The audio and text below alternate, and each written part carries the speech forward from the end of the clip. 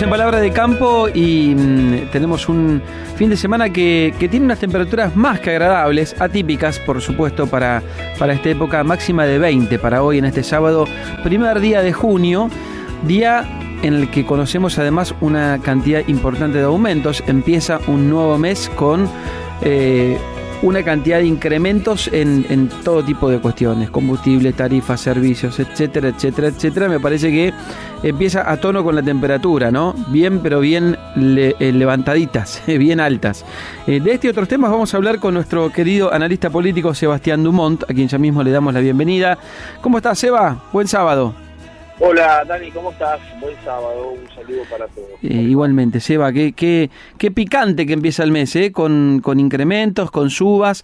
Ayer viernes había mucha gente haciendo fila en las estaciones de servicio, justamente por el incremento del valor de las naftas, pero no va a ser lo único eso.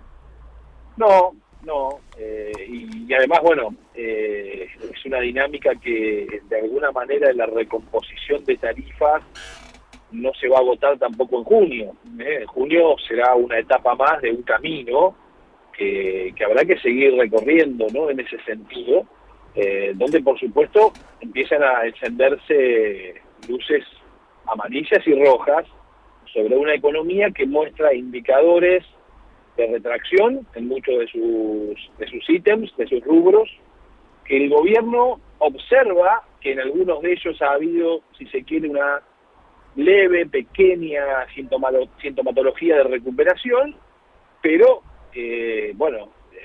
estamos atravesando un momento, te diría, de recesión técnica en la economía argentina, que genera obviamente esta situación muy muy compleja para muchos, que ya no les alcanza para llegar a fin de mes, y muchos otros que lamentablemente empezaron a recibir el telegrama de despido, ¿no? Este me parece que es también un tema muy sensible, porque una cosa es pelear contra una inflación que claramente se ha desacelerado por la caída de la actividad en gran parte y obviamente por la decisión macroeconómica que ha tomado el gobierno de ajustar las cuentas públicas, y otra muy distinta es transitar este momento cuando a vos te dicen, mirá que a partir del mes que viene ya no trabajas más acá, ¿no? Sí, claro. Eso empieza a generar otro tipo de clima. Muy duro, sí, muy duro. Obvio que todavía hay mucha gente con gran aceptación para Javier Milei. O sea, las encuestas siguen marcando eso todavía. Pero sí, claro, empieza un mes de junio que va a ser complicado y la inflación sigue bajando. Digamos, todo el mundo dice que la de mayo fue a la baja.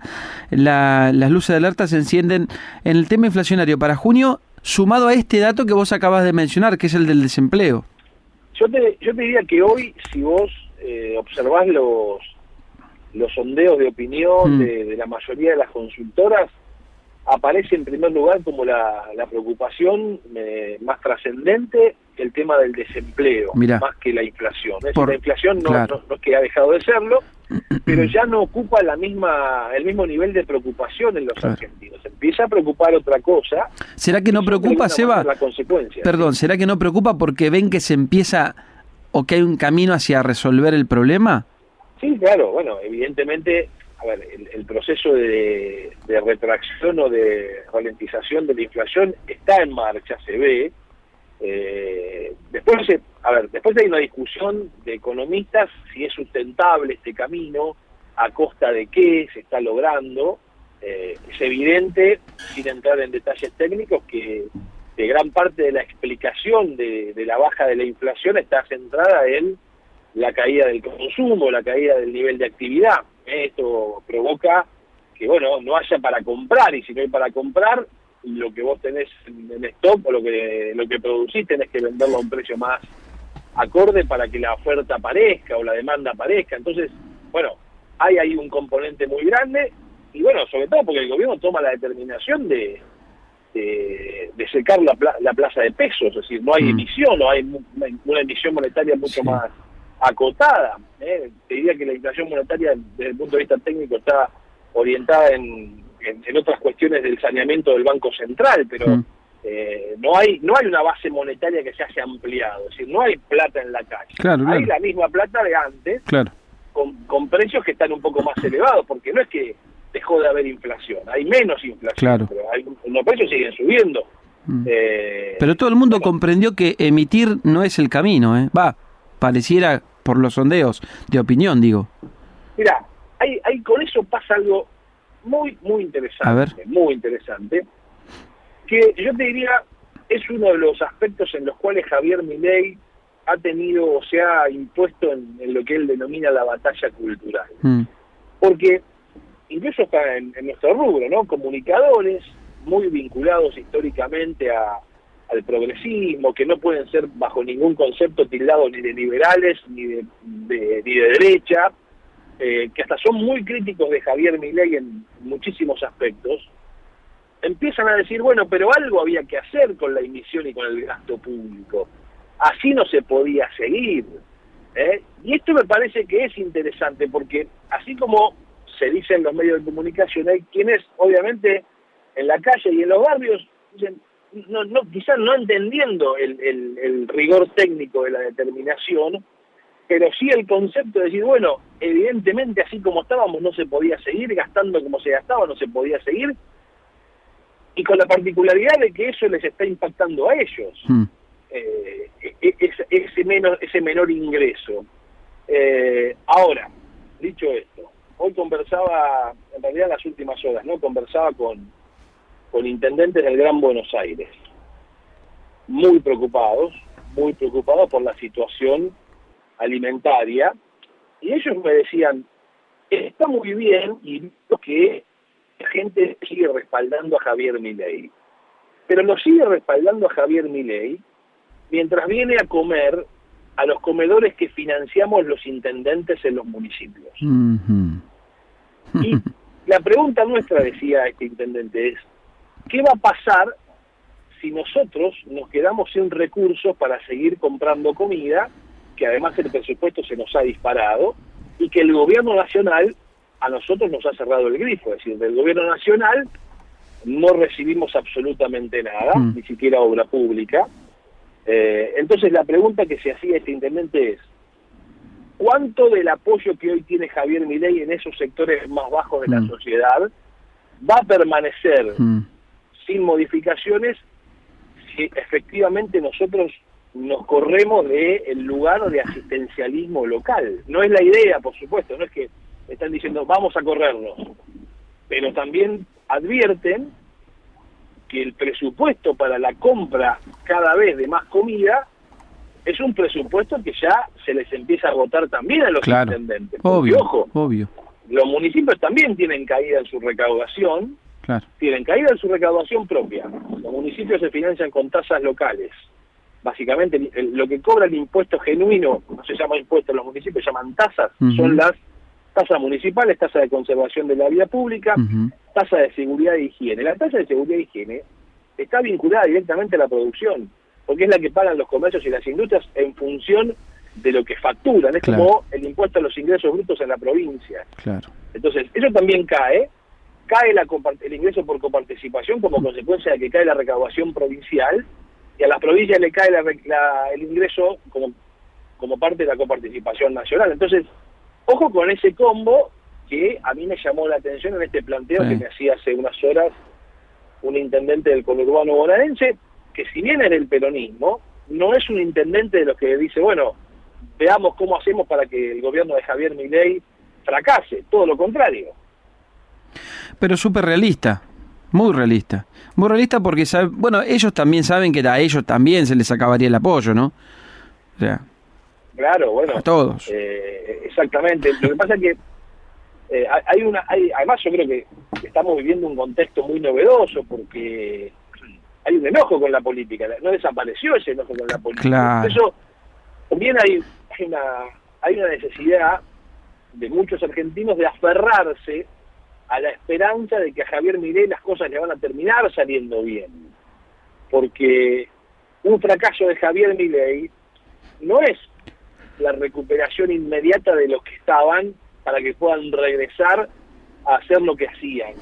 ¿Se entiende? O sea, sí. Un fracaso de Javier Milei para muchos es una situación inédita, de abismo, digamos, de desesperanza absoluta, porque no van, hoy no observan quién podría o quiénes podrían tomar ese lugar, porque quedaron muy enojados con lo que pasó con el gobierno de Alberto Fernández y también con lo que pasó con el gobierno de Macri. Sí, bueno, producto de todo eso está Javier Milei. Sí. Ni más ni menos, ni más ni menos. Seba, más allá de toda esta cuestión, empezó un mes nuevo y además seguimos esperando por la ley bases. ¿Habrá novedades en junio? ¿Hace el gol el gobierno? Y bueno, está cerca. Entró al área, ¿no? Está un poco más cerca. De todas formas hay defensores en el área, no está mano a mano con el arquero. Claro. Es buena la observación, sí. Todavía alguna gambeta más en el área va a tener que hacer, sí. O algún pase más va a tener que dar en el área.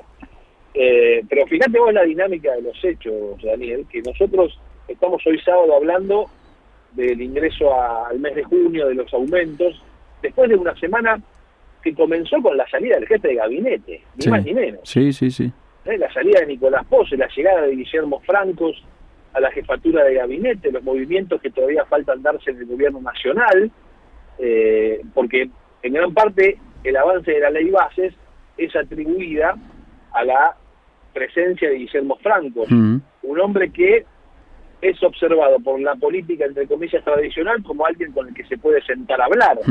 Habrá que ver si Guillermo Francos logra el empoderamiento para poder ir, sentarse y cerrar acuerdos. Al parecer, lo que sucedió esta semana que está finalizando, en el Senado sucedió algo de esas características, ¿no? Mientras que Javier Milei ha estado en los Estados Unidos reuniéndose con los principales empresarios tecnológicos del mundo, tratando de llevar la idea de que la Argentina pueda en algún momento convertirse en un polo tecnológico, ¿no? Dato al pie de página, nota de color. Vos sabés que mientras Javier Milei se reunía con los principales CEOs de las tecno más importantes del mundo, una de ellas acaba de cerrar o de reducir sus oficinas en Buenos Aires. No me digas. Sí, exacto. Mirá vos, bueno, ese dato no se dio a conocer ese dato. No se dio a conocer. Probablemente tenga que ver con reestructuraciones propias de la empresa y demás, pero mientras se están pidiendo, digamos, o se está tentando a esos empresarios a que vengan a invertir en la Argentina, por el momento esos empresarios van tomando sus propios recaudos en función de la productividad de ellos a nivel local, ¿no?